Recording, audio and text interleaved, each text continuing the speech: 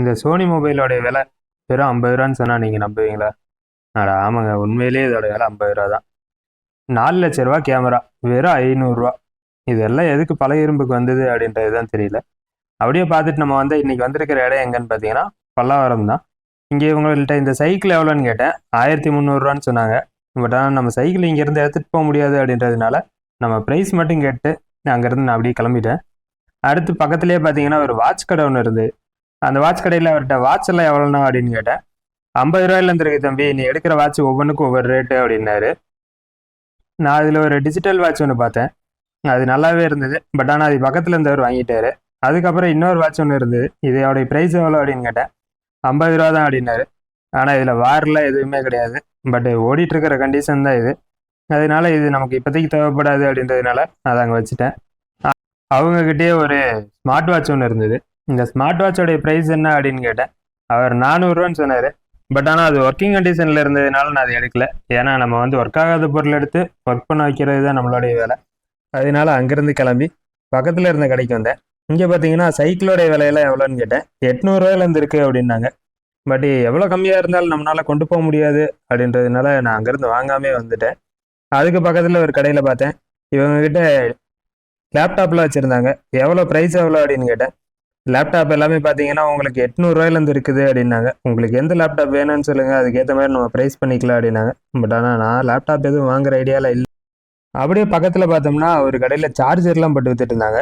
இது என்ன சார்ஜர்னு பார்த்தீங்கன்னா டேரெக்டாக நம்ம பேட்டரியிலேருந்து மொபைலுக்கு சார்ஜ் பண்ணுற மாதிரி ஒரு கேபிள் தான் அது. இதெல்லாம் நம்ம வெளியே வாங்கணும் அப்படின்னா 300 ரூபா வரைக்கும் வரும். அதுக்கப்புறம் இன்னொரு சார்ஜர் பார்த்தேன். இது பார்த்தீங்கன்னா காரில் போடுற சார்ஜர். இதில் ஐபேடோடைய சார்ஜர்லாம் இருந்துச்சு.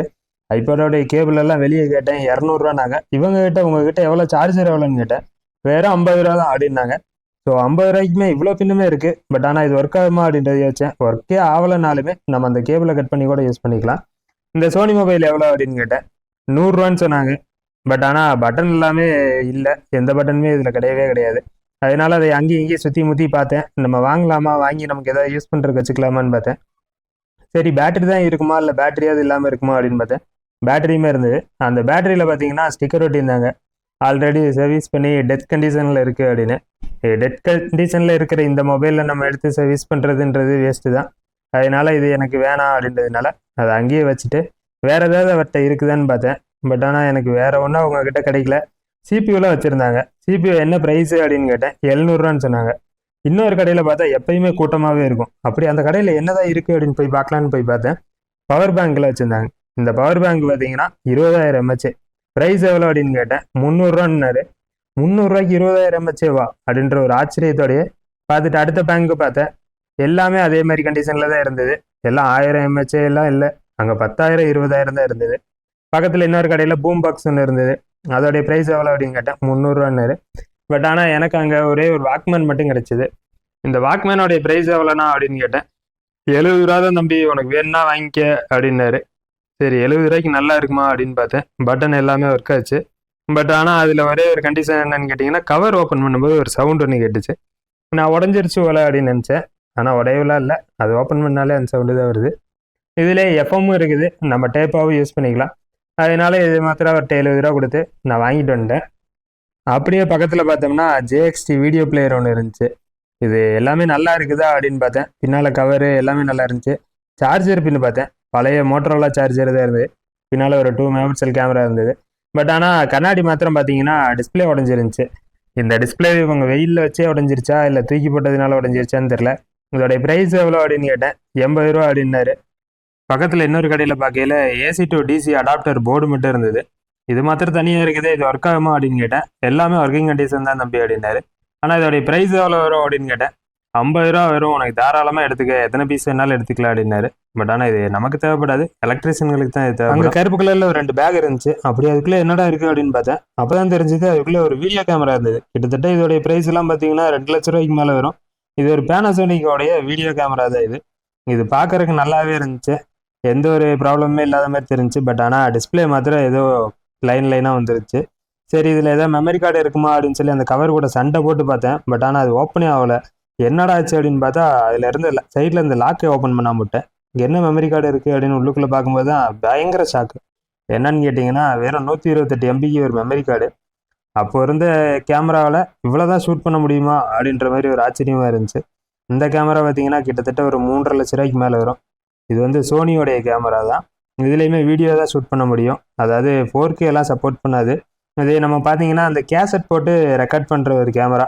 இப்போது இது நம்ம வாங்கிட்டு போய் வேணால் நம்ம ரீஸ்டோர் பண்ண முடியுமா அப்படின்னு பார்த்தேன்.